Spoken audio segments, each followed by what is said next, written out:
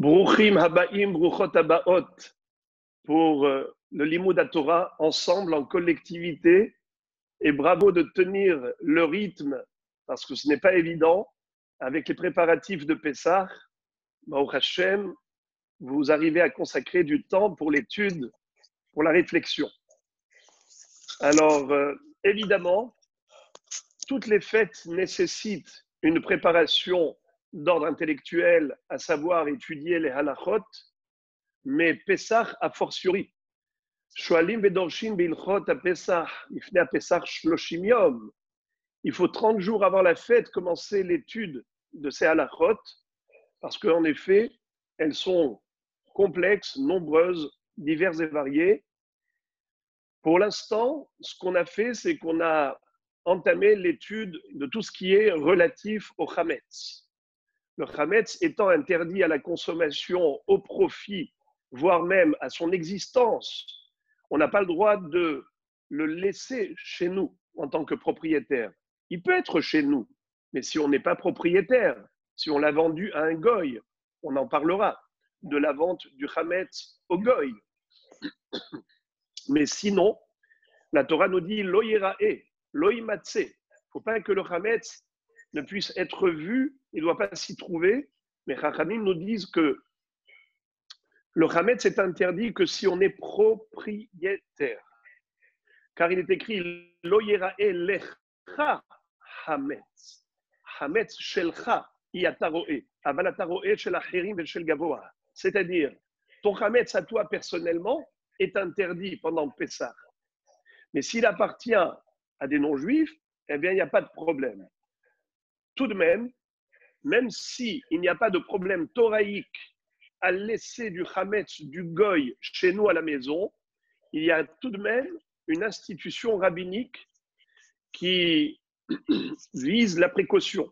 C'est-à-dire que si le chametz du goy circule librement chez moi à la maison, alors on risque d'oublier pendant Pessah que c'est Pessah. Un beau matin, la personne se réveille, elle a un creux à l'estomac et elle voit un paquet de gaufrettes, même si avant Pessah, elle a vendu au goy et que ça ne lui appartient plus, elle risque d'oublier que c'est Pessah, c'est assourd, et elle va manger ce paquet de gaufrettes. Après, elle va dire « Waouh, c'est Pessah !» Alors, Chachamim ont tenu compte de l'oubli de l'être humain et ils ont dit il faut mettre absolument une barrière, un paravent, une paroi, une planche, une armoire, peu importe, tout ce qui pourrait nous séparer physiquement du chametz. Il ne faut pas que le chametz soit accessible pendant Pessah, car bien qu'il ne nous appartienne pas et que Minat Torah, il n'y a pas d'interdiction, puisque je ne suis pas possesseur, il appartient au goy, mais tout de même, de peur qu'on arrive à en manger, il faut l'enfermer, ce chametz, dans un endroit qui n'est pas accessible. Donc c'est pour cela qu'il faudra le mettre dans une armoire, dans un placard, dans un lieu où il est fermé à clé ou avec du scotch, de manière à ce qu'en aucun cas, on ne puisse pendant Pessah y accéder. Mais il faut le vendre.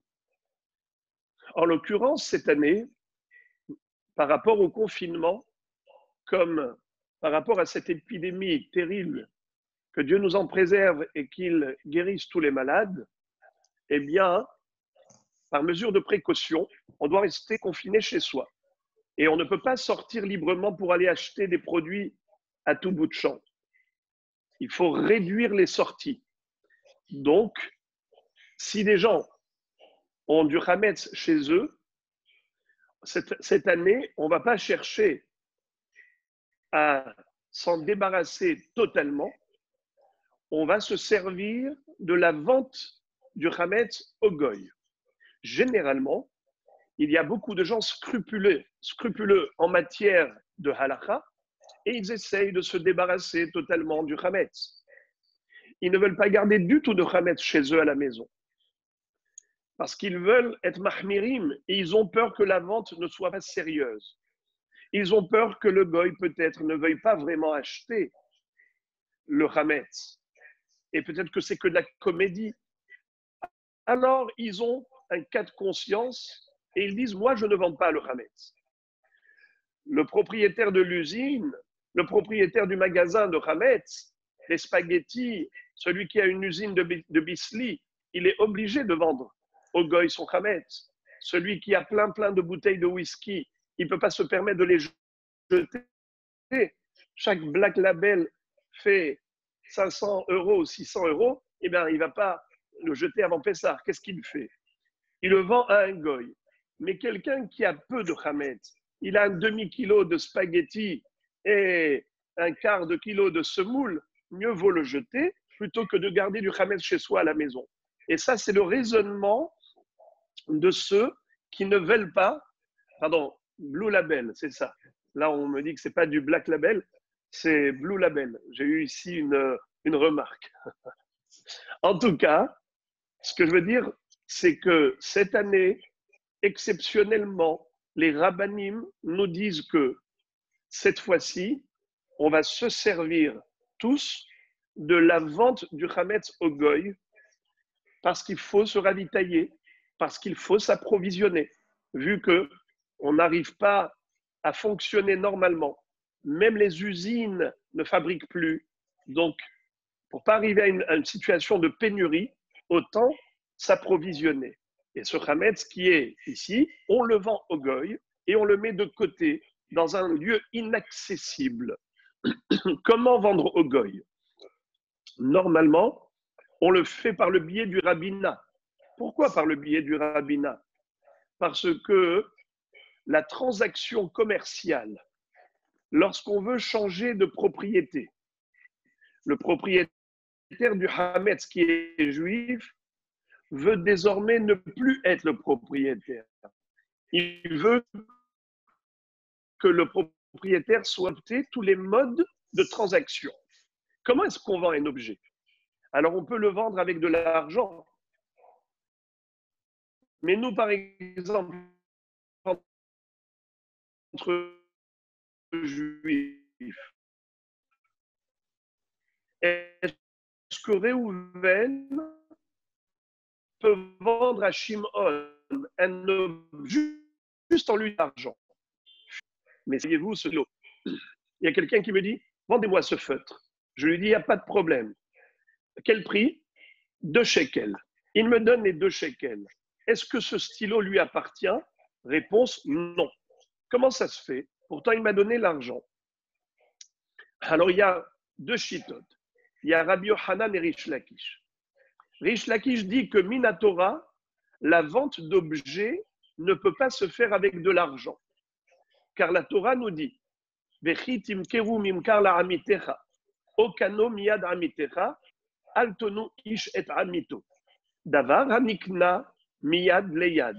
C'est-à-dire que tout objet, pour que Réhouven puisse devenir le propriétaire, alors qu'il appartenait à Shimon, il faut qu'il le prenne avec sa main.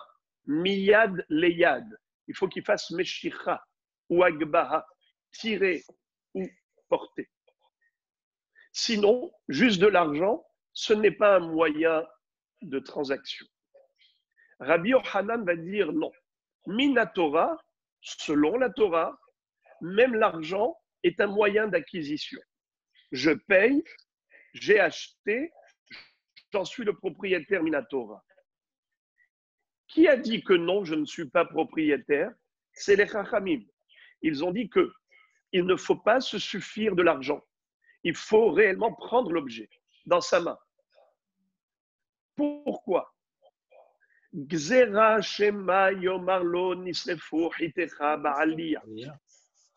Nos maîtres ont voulu protéger l'acheteur.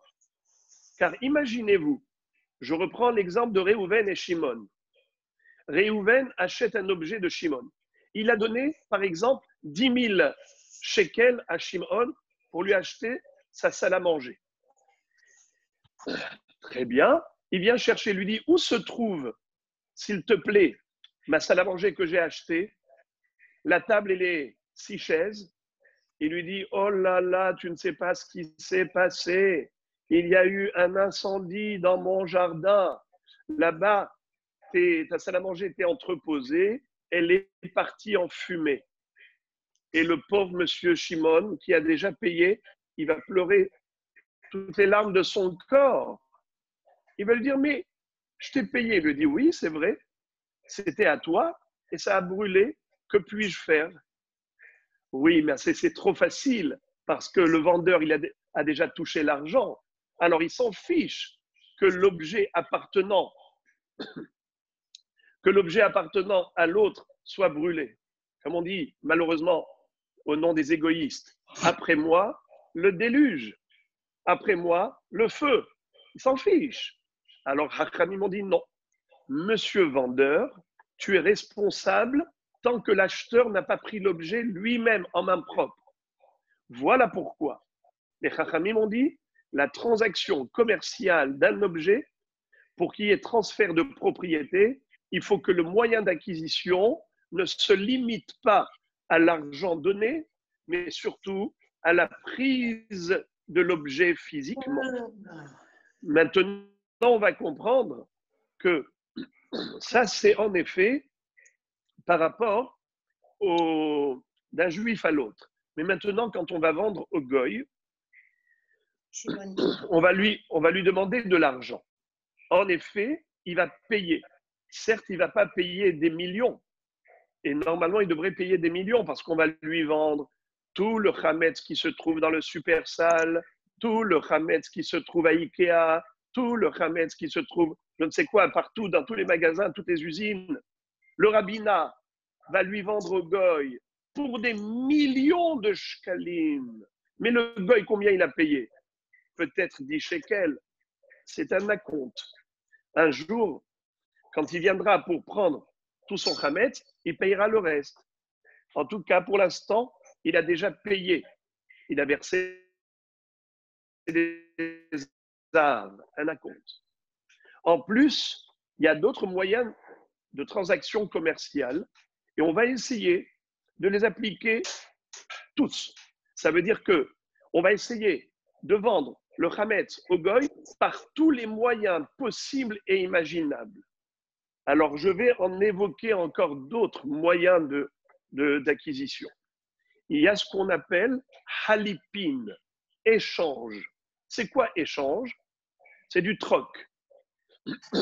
Moi, je te donne mon âne, toi, tu me donnes ton bœuf. Eh bien, dès que moi, j'ai pris ton âne, automatiquement, le bœuf qui m'appartenait est à toi. C'est du troc. Eh bien, la même chose. On va demander au goy, donne-moi ton stylo. Et en échange du stylo qu'il va nous donner, nous, on va lui donner tout le chametz de Natania. D'accord? Donc, c'est ce qu'on appelle halipin. Ou un autre terme de ce même moyen d'acquisition, ça s'appelle kinyan soudar. Soudar, en hébreu, c'est un vêtement. Eh bien, vous avez remarqué, toujours sous la choupa, qu'est-ce que fait le rabbin? Il donne un tissu, un foulard au khatan et lui dit soulève. Et quand tu soulèves et tu vas acquérir ce tissu, en contrepartie, tu t'engages envers ta kala de respecter toutes les clauses de la ketouba. C'est ce qu'on appelle un échange. Le khatan a acheté l'objet et en contrepartie, il donne son engagement. Pareil, le goy. Le goy va donner, par exemple, soit un foulard, soit un tissu, soit un stylo, un téléphone, peu importe. N'importe quel objet est valable pour le moyen d'acquisition que l'on appelle halipin. Dès que le goy donne au rabbin un objet quelconque, en contrepartie, le rabbin qui a été délégué et mandaté par l'ensemble de la communauté, ils lui ont donné tous le plein pouvoir de vendre leur chametz, eh bien, c'est ce qui va se passer. Ils vont vendre le chametz. Maintenant, on va également essayer de faire ce qu'on appelle kinyan agav. C'est quoi kinyan agav? Lorsqu'on vend un bien immobilier, Je répète, si moi, Réhouven, je vends à Shimon et du mobilier qui se trouve ailleurs,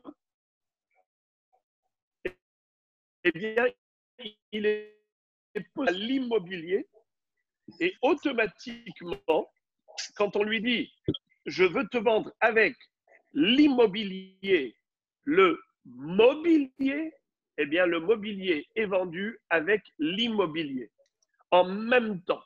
Ça s'appelle agave, en même temps. Alors, en effet, on va donner au goy, par exemple, la location d'un bien immobilier qu'on lui donne et en même temps, quand il va prendre possession de cette location-là du bien immobilier, en même temps, il reçoit tout le chametz de Natania.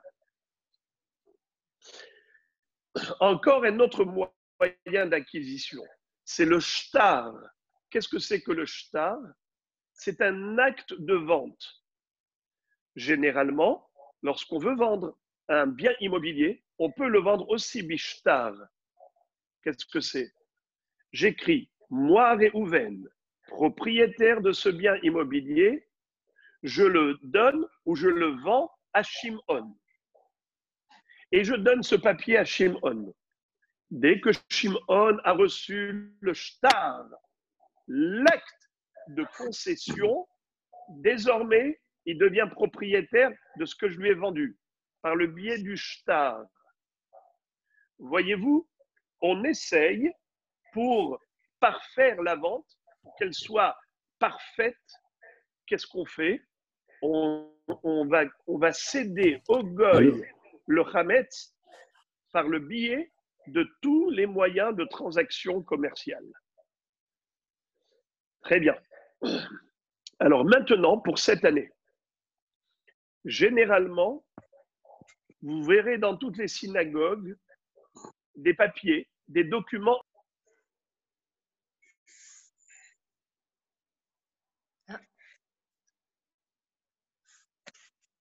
Animateur.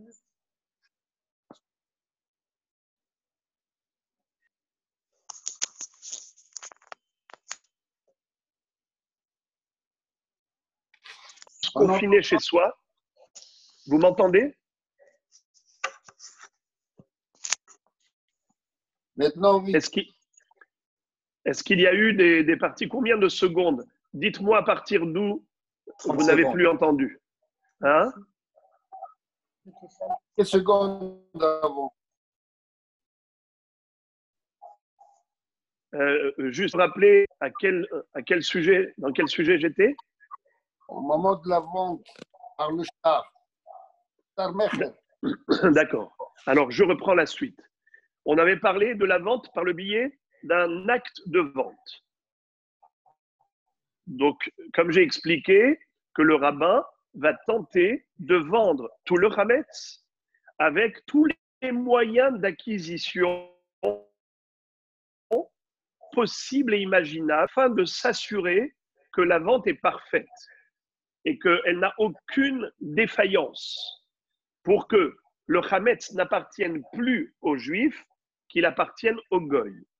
Mais cette année, différemment de tous les ans, où généralement on écrit sur un papier qu'on donne le pouvoir au rabbin en lui disant, voilà, le chametz qui se trouve dans ma maison, dans tel endroit, dans tel lieu, qui se trouve à l'adresse Rehov Avram Shapira, numéro un tel étage, d'accord? Chacun va écrire son adresse sur un papier et généralement, on apportait ce papier. Moi, j'apportais tous les pleins pouvoirs, je les donnais au grand rabbin de Natania pour vendre au goy.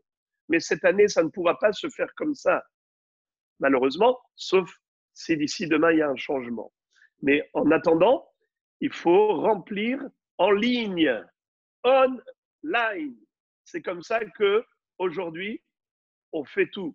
On commande et on se fait livrer par le biais d'Internet. Eh bien, on va vendre le chametz par le biais d'Internet. On va dire au rabbin de Natania,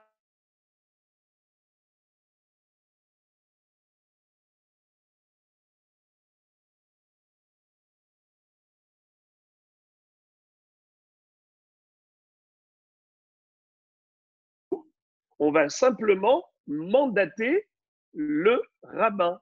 C'est ça ce que l'on va faire. Et le rabbin va vendre à notre place. Il est délégué par nous pour vendre le Hametz. Mais comme je l'ai dit, il faut que le Hametz, même vendu, soit inaccessible. Car c'est vrai que Minatora, il n'y a aucun problème, puisqu'il ne nous appartient plus. Donc Minatora, on n'est plus propriétaire. C'est vrai. Mais comme il y a un risque qu'on vienne à en manger pendant Pessah par oubli, eh bien, il faut qu'il soit inaccessible. Donc, il faut l'enfermer dans un endroit que nous allons oublier pendant Pessah. Très bien. D'ailleurs, c'est la même chose pour la vaisselle de Pessah, la vaisselle de Hametz. La vaisselle Hametz, qu'est-ce qu'on en fait? On n'a pas le droit de l'utiliser pendant Pessah si on ne l'a pas cachérisé. Que fait-on? Ça doit être enfermé dans des placards, enfermé dans des éléments. Et on met du scotch. De préférence, on écrit Hametz, afin qu'on ne fasse pas d'erreur et que par oubli, on prenne des kelim Hametz et qu'on s'en serve pendant Pessah. Donc, il faut mettre du scotch ou fermer à clé dans la mesure du possible et on écrit Hametz. Attention, il ne faut pas vendre les kelim, il ne faut pas vendre les ustensiles de cuisine en disant il y a peut-être du Hametz dans les parois ou des miettes. Il ne faut pas vendre. Parce que si vous vendez les ustensiles eux-mêmes au goy, lorsqu'après Pessah, le rabbin va racheter ces kelim du goy, lorsqu'il va racheter également le Hametz du goy, eh bien, vous serez obligé de ramener toute votre vaisselle, toute la vaisselle que vous avez vendue au goy, il faut la ramener au mikvé et la tremper, comme lorsque vous achetez des kelim d'un non-juif. C'est quoi la halakha? C'est qu'il faut tremper au mikvé. Alors vous allez maintenant vous amuser après Pessah, et en plus avec le confinement, c'est pas rigolo. Donc, on fait très attention de stipuler qu'on vend le Hametz, mais pas les ustensiles. Maintenant, il est bon de savoir que les ustensiles, même s'ils ont absorbé du Hametz, mais il n'y a pas de problème de balira et balimatse. L'interdiction, c'est juste de cuisiner avec. Et si vous allez me dire qu'il y a peut-être des miettes de Hametz à l'intérieur, peut-être, par exemple, des moules à pâtisserie, des petites barquettes qu'on utilise pour fabriquer des gâteaux. Vous allez me dire, oui, mais peut-être qu'au fond, il y a des miettes de Hametz. Alors, il faut le savoir que les miettes perdues n'ont pas d'importance, car elles sont nulles et non avenues. La personne ne pense pas à rester propriétaire de ces miettes. Comme dit la Gemara, pirurim betile. Qu'est-ce que ça veut dire? Les miettes sont battelles. Et de toutes les façons, on fait bitoul. Qu'est-ce que ça veut dire bitoul? L'annulation du Hametz. Le soir, après l'abdikat Hametz, le matin, après le bi'ur Hametz, on récite la formule en araméen, et on doit la répéter en français pour ceux qui ne comprennent pas l'araméen, afin de bien réaliser qu'on annule et on abandonne son Hametz. Puisque le Hametz est abandonné, annulé, on n'en est plus propriétaire, il n'y a pas de problème. Seulement, en général, Hachamim nous disent, il ne suffit pas d'abandonner le Hametz, il faut l'éliminer, d'accord? Mais pour des miettes de Hametz qui, de toutes les façons, ne seront pas accessibles, alors il n'y a pas de problème. Tu n'as pas besoin d'aller chercher des miettes sous l'armoire lorsque ces miettes sont inaccessibles, car les miettes sont considérées comme nulles. Voilà en ce qui concerne déjà un aspect qui est la vente du Hametz au Goy. Et comme je l'ai dit, pour cette année, les rabbanim disent que même ceux qui généralement essayaient d'éliminer toute trace de Hametz avant Pessah, mais cette année, il faut s'approvisionner, même avant Pessah, de peur qu'il y ait une pénurie. Donc, si vous achetez du Hametz avant, vous le mettez dans un endroit inaccessible, comme on a dit, soit derrière un paravent, soit dans une armoire fermée, et ainsi de suite, et vous le vendez par le biais du grand rabbin au Goy online. Maintenant, passons à une autre question. Qu'en est-il des produits cosmétiques? Pour les femmes, les shampoings, les savons pour les hommes, enfin pour tout le monde. Qu'en est-il du dentifrice? Et ainsi de suite, et des médicaments qui pourraient contenir du Hametz. Mechila, une petite seconde.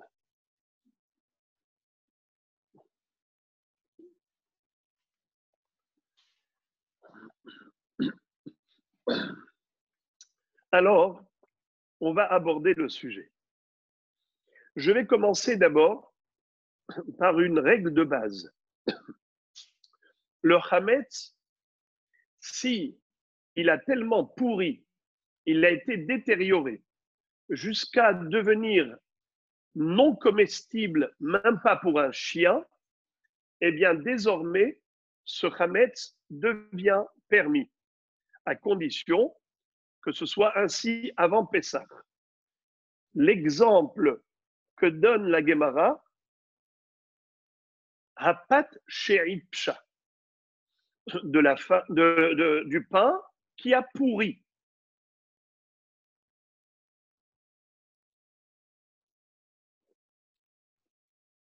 De la pâte qui a pourri.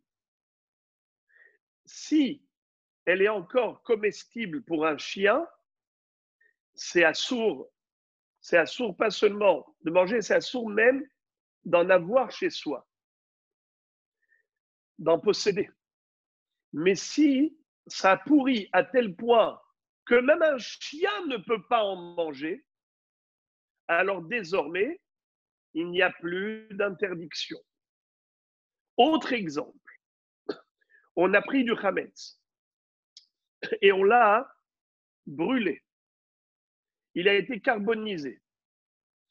Alors à partir du moment où c'est devenu presque du charbon et qu'un chien ne pourra pas le manger, eh bien, ça ne s'appelle plus du Hametz. On peut le garder à la maison. Ça, c'est par rapport au Hametz qui est Eno Raoui la Achilat Kelev. Maintenant, pour vous faire rentrer dans la suite du sujet, je voudrais vous faire entendre une très belle question du Ran, Rabbeinu Nissim. Rabbeinu Nissim, un des Rishonim, pose une question ingénieuse. Il dit, je ne comprends pas pourquoi, à propos du Hametz, c'est différent de tous les Issourim. C'est-à-dire, tous les aliments interdits par la Torah, à partir du moment où ça a pourri et que ce n'est plus mangeable pour un être humain, ça devient cachère. Alors pourquoi pour le Hametz, si ce n'est plus mangeable pour un être humain, mais c'est mangeable pour un chien, eh bien c'est interdit. Pourquoi est-ce qu'on ne va pas appliquer la règle générale? Pourtant, la règle générale, on l'a déduit d'un pasouk. Lo tochlu kol nevela, la guerre asher bish'arecha titenena va'achala, o machor la nochri. Qu'est-ce que ça veut dire? Vous n'avez pas le droit de manger de la nevela, une bête qui n'a pas été abattue rituellement. Qu'est-ce que vous en ferez? Vous pouvez la vendre à un non-juif, n'est-ce pas? On aura besoin de nous dire, tu n'as pas le droit de manger, mais tu peux la vendre à un non-juif. C'est pour te dire que si c'est mangeable techniquement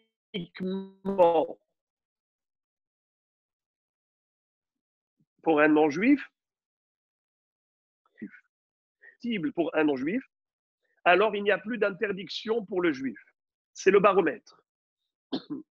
Alors, Rabbeinu Nissim pose une question, il dit, dans ce cas-là, pourquoi on n'applique pas la même règle au Hametz?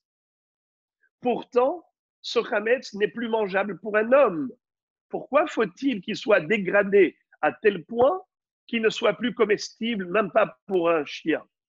Quel rapport avec le chien? Réponse, dit-il, que la Torah nous a interdit pas seulement le Hametz, mais même le Séhor. C'est quoi le Séhor? La levure, le levain. Donc, il y a deux éléments qui ont été évoqués à propos de Pessah. Lo yira elecha hametz, ve lo yira elecha seor. Seor, c'est la levure. Est-ce que la levure est mangeable pour un être humain? Non. Et pourtant, la Torah l'a interdit. Un pouvoir de faire fermenter la pâte. Certes, la levure n'est pas mangeable en tant que telle, mais c'est grâce à la levure qu'on mange la bonne baguette, le bon pain, les bonnes chalotes. Donc il y a en araméen, Raoui les hamiyaba isot acherot.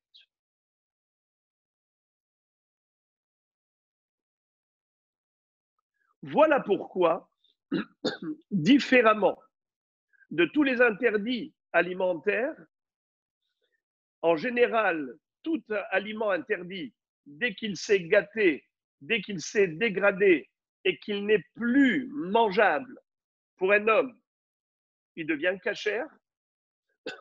Mais pour le chametz, même si ce n'est pas mangeable pour un homme, ça reste chametz interdit. Pourquoi? Parce que même s'il n'est pas mangeable, mais il est apte à être utilisé en tant que levure pour faire fermenter une autre pâte. Quand est-ce qu'il ne sera plus apte à faire fermenter une autre pâte? Que lorsqu'il sera tellement pourri, tellement dégradé, détérioré, jusqu'à ce que même un chien ne soit pas capable d'en manger. Voilà la règle de base sur laquelle on va commencer à réfléchir. Maintenant, prenons du shampoing. Admettons que dans le shampoing, il y ait de l'alcool à base de chametz. Donc, de l'alcool à base de chametz, c'est du chametz. Mais ce savon-là, quand on y a mélangé toutes sortes de produits, est-ce que maintenant, si tu prenais ce savon, tu le donnais à un chien, est-ce que le chien en mangerait? Peut-être oui, peut-être non. On n'a jamais fait l'essai. Peut-être que ce shampoing est tellement bon que même Bulldog, peut-être qu'il en lècherait. Est-ce que ce serait une raison pour interdire? Est-ce que ce serait une raison pour interdire le shampoing? Alors, je vais vous dire maintenant le grand chidouche. Écoutez ça. Quand est-ce que l'on dit que le chametz ne devient autorisé que s'il a été tellement détérioré jusqu'à ne plus être mangeable pour un chien? C'est uniquement lorsque le chametz il est ba'ayin. Lorsqu'on parle du vrai chametz tel quel, à l'état un mélange du chametz avec d'autres ingrédients, mais qui font que désormais ce n'est plus mangeable pour un être humain. Figurez-vous, ça devient Minatora, ce n'est plus du chametz. Comment ça se fait? Écoutez le beau chidouche. C'est qu'avec ce shampoing-là, même s'il y a dedans de l'alcool chametz, tu ne peux pas faire fermenter une pâte. La raison pour laquelle la levure est interdite, même si elle n'est pas mangeable pour un humain, c'est parce que la levure peut transformer une autre pâte en chametz. Pâte, tu as tué ton pain. Donc, il n'y a pas la qualité de ce qu'on appelle Raoui le Hameyaba Isot Acherot. Alors maintenant, on revient à la règle classique. Est-ce que c'est mangeable pour un être humain? Non. Est-ce que tu peux faire fermenter une pâte avec ce shampoing? Non. Alors pourquoi tu veux interdire? Je vous lis le Shulchan Aruch pour pas que ça vous paraisse comme quelque chose d'incroyable. C'est dans le Siman Tav Mem Bet Saif Dalet. Je vous lis le Mishnah Berurah. Davar Shenit Aref Bo Hametz, un aliment dans lequel le Hametz s'est mélangé. Pas un aliment. Davar, une chose qui est immangeable. Davar Shenit Aref Bo Hametz, Ve Eno Ma'achal Adam Klal. Kol Adam, quelque chose le chametz qui s'est mélangé à quelque chose qui l'a rendu immangeable pour les hommes. Ou bien même s'il peut y avoir des fous furieux qui avalent même des choses immangeables. Kegon atariaka bekayotsebo, afalpi shemutar le kaimo ba pesach, asur le ochlo adahar pesach. Qu'est-ce que ça veut dire? Alors, on a le droit de laisser chez soi ce mélange. On n'est pas obligé de le faire sortir de la maison, mais il ne faut pas le manger.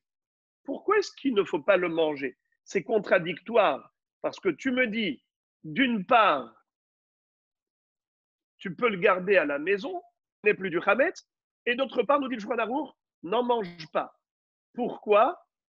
Parce que c'est assourd, il y a du chametz dedans.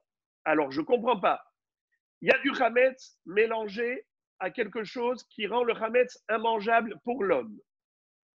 Mais c'est tout de même mangeable pour le chien. Tu me dis, tu as le droit de garder ce chametz à la maison, mais tu n'as pas le droit d'en manger. Excuse me, il faut être cohérent. Soit c'est du chametz, donc interdit de le laisser à la maison, soit ce n'est pas du chametz, alors permis d'en manger. Je ne comprends pas ça. C'est ou permis ou interdit. Ou tout est permis ou tout est interdit. Bonne question. La réponse, Minatora, ce n'est plus du chametz et on aurait même le droit d'en manger. Mais pourquoi alors on n'en mange pas? Pourtant c'est immangeable. Pourquoi on n'a pas le droit de faire le fou et de manger ce produit de chametz qui est devenu immangeable parce qu'il s'est mélangé à d'autres produits qui le rendent non comestible?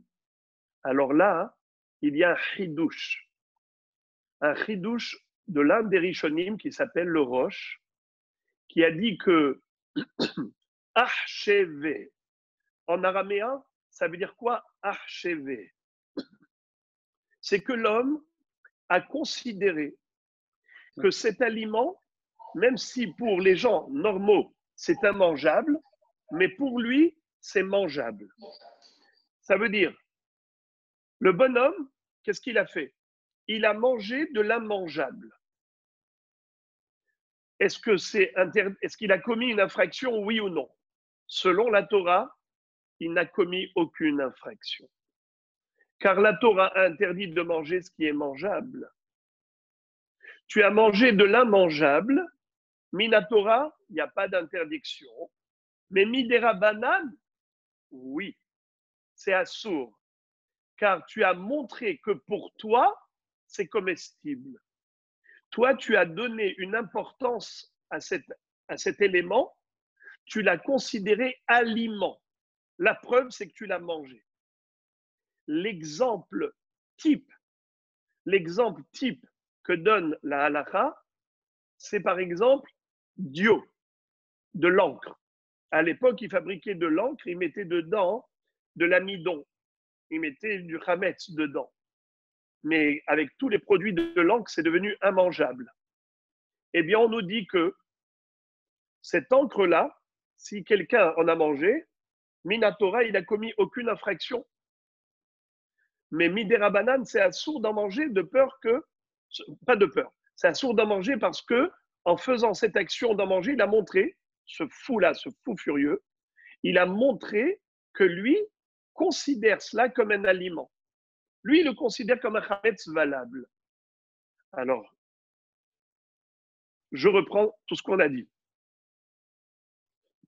Du chametz ba'im, du chametz tel quel, quand est-ce qu'il est considéré interdit? Tant qu'il est comestible pour un chien. S'il a tellement pourri jusqu'à ne plus être apte au chien, même si le chametz, c'était du pain, eh bien, désormais, ce chametz-là devient permis, car il n'est même plus mangeable, même pas pour un chien. Première halakha qu'on a entendue. Deuxième halakha, c'est que si le chametz s'est mélangé à des produits qui le rendent non comestible, dans ce cas, eh bien, il n'est pas interdit selon la Torah. Il n'est pas interdit selon la Torah. C'est plus du chametz, car il n'est pas mangeable, d'une part, et d'autre part, tu ne peux pas faire fermenter une autre pâte avec. Il ne peut pas servir de levure. Comme j'ai dit, du shampoing ou de l'encre, même s'il y a dedans du chametz, ça ne peut pas servir de levure. Donc, il n'y a pas de issour toraïque. Deuxième introduction. Troisième introduction, c'est que tout de même, il est interdit, midera banane, de faire l'action de manger ce produit qui est immangeable pour tous. Étant donné que lui, ce fou-là, il a fait l'action de manger ce produit, il a donné l'impression que pour lui, c'est comestible. Alors certes, Minatora, il n'a commis aucune infraction, puisque ce n'est pas un aliment, mais Midera Banane, c'est assourd, car il a montré qu'il considère cela comme étant du hametz valide, du hametz comestible. Maintenant, avec ces trois introductions, on va maintenant analyser tous les produits cosmétiques, tous les médicaments, les produits détergents, les savons et ainsi de suite. Écoutez bien. Est-ce que les produits cosmétiques sont mangeables? En général, non. Est-ce que les produits de savon, shampoing, savon, sont mangeables? Pour un être humain, je parle. Je ne parle pas du chien. Pour un être humain, c'est mangeable? En général, non. Les parfums, essayez de goûter aux parfums. Je vous dis, vous ne dormirez pas de la nuit. Une fois, j'avais fait l'expérience, il y a quelques dizaines d'années, quand j'étais jeune marié, je commençais à voir s'il n'y avait pas du chametz dans les produits cosmétiques. Et donc, je me suis dit, le parfum, ça sent bon. Peut-être que ça a un bon goût.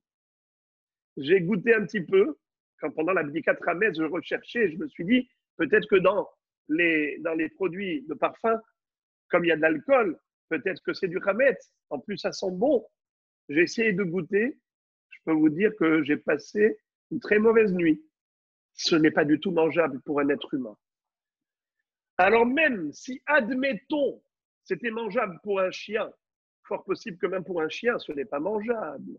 Mais même si c'était comestible pour un chien, mais étant donné que ce n'est pas apte à faire fermenter comme de la levure de la pâte, et que d'autre part, ce n'est pas mangeable pour un être humain, si on a ces deux éléments réunis, d'une part, immangeable pour un être humain, et d'autre part, ça ne peut pas faire fermenter la pâte, ces deux éléments réunis font que ce n'est plus chametz interdit.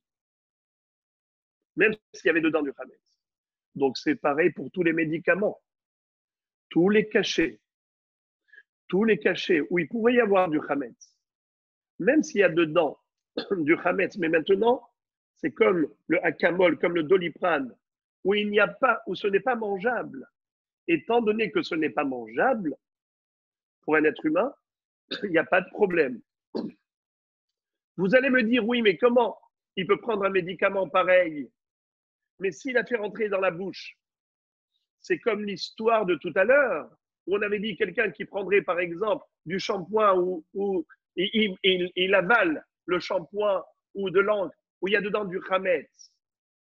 Puisque lui, il a avalé, puisque lui, il a mangé, bien que c'est un fou, pour lui, c'est assourd, puisque Archevé, il a montré que ça a de la chashivut, d'une consommation. Pour lui, c'est du chametz, l'idéra banane. Alors, pourquoi est-ce qu'on ne dirait pas que quelqu'un qui avale un cachet peut-être aussi commet une interdiction, puisqu'il a avalé? Ça veut dire qu'il a considéré mangeable. Réponse. Il n'a jamais dit que c'était mangeable. Lorsqu'on avale un comprimé, on ne le mange pas, on l'avale. Qu'est-ce que ça veut dire? On ne croque pas et on ne mâche pas des comprimés de médicaments. Ça n'a aucun goût. C'est parfois même amer et dégoûtant. On veut simplement les introduire à l'intérieur de notre corps.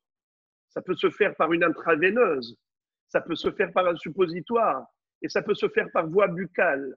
Ça ne s'appelle pas manger. C'est juste introduire à l'intérieur du corps. Donc, il n'y a même pas le problème de archever. Le seul problème des médicaments, c'est les sirops. Les sirops, il faut faire attention, car dans les sirops, il y a, à part l'agent actif du médicament, il y a parfois du glucose, toutes sortes de produits sucrés qui sont à base de céréales. Là, il faut vérifier si le sirop qui est buvable, qui a un bon goût, si la partie sucre, c'est-à-dire le produit, pas le médicament qui lui certainement est synthétique, mais ce qu'ils ont rajouté s'il n'y a pas du chametz. Idem pour les comprimés enrobés de sucre. À vérifier si l'enrobage est chametz, car parfois l'enrobage est chametz. À l'intérieur, c'est pas chametz, mais peut-être que le dragé, comme c'est dragéifié, peut-être que le dragé est à base de chametz. C'est là qu'il faut vérifier. Sinon, vous avez compris que tous les produits cosmétiques, à l'exception, et je vais terminer avec cela parce que l'heure de Minha est arrivée, l'excipient doit être, comme j'ai dit, doit être cachère au niveau des médicaments, parce que c'est que l'excipient qui est problématique, mais pas l'agent actif, qui lui est immangeable. Mais je m'arrête juste à un produit cosmétique qui lui est problématique. Désolé de décevoir les dames, c'est le rouge à lèvres. Le rouge à lèvres, il y a deux sortes de rouge à lèvres. Il y a des rouges à lèvres il y a Hasra, ou bien ceux que vous achetez à dessous. Ceux-là, ils ne sont pas du tout mangeables, et gare à celui qui essaye d'en manger. Mais il y a des rouges à lèvres qui sont très subtils, très fins, qui sont faits à base de beurre de cacao, et que les fabricants, pour que ce ne soit pas toxique, ils font des rouges à lèvres qui sont mangeables. Et ils ont fait une étude, une femme mange dans sa vie à peu près 3 kilos de rouge à lèvres. Car quand elle met ça au bout de ses lèvres, elle avale sans se rendre compte. Alors si c'était immangeable, alors on aurait dit, bon, c'est immangeable. Mais du beurre de cacao, le beurre de cacao, personne ne mange du beurre de cacao, n'est-ce pas? Mais vous allez me dire que c'est immangeable? Non, c'est mangeable, mais pas en tant que tel. Il faut mettre un peu de sucre, il faut mettre un peu de miel, je sais pas. Le beurre de cacao, on le mélange dans certains produits alimentaires. On ne peut pas dire que c'est immangeable. Donc, c'est juste pour vous donner un exemple, car le beurre de cacao n'est pas chametz. Mais je veux dire que d'autres produits qu'on peut mettre à l'intérieur en plus sont à vérifier. S'il y a du chametz dans ce rouge à lèvres, c'est à vérifier parce que peut-être qu'ils ont mis du chametz alimentaire. ils ont mis, comme il existe par exemple des colorants alimentaires. Il faut vérifier au niveau des rouges à lèvres que ce soit cachère ou bien qu'il soit immangeable totalement. Dans ce cas-là, il n'y a pas de problème. Voilà, Moraï Verabotaï, ce sera tout pour aujourd'hui. Et Kol HaKavod, une fois de plus, pour votre assiduité, votre présence, votre régularité. Et Be'ezrat Hashem, on continue comme ça à se préparer pour la belle fête lumineuse de Pessah. Que Akadosh Baruch prenne en considération nos efforts et qu'il nous réjouisse le cœur de l'ensemble du Ham Israël de 15 jours.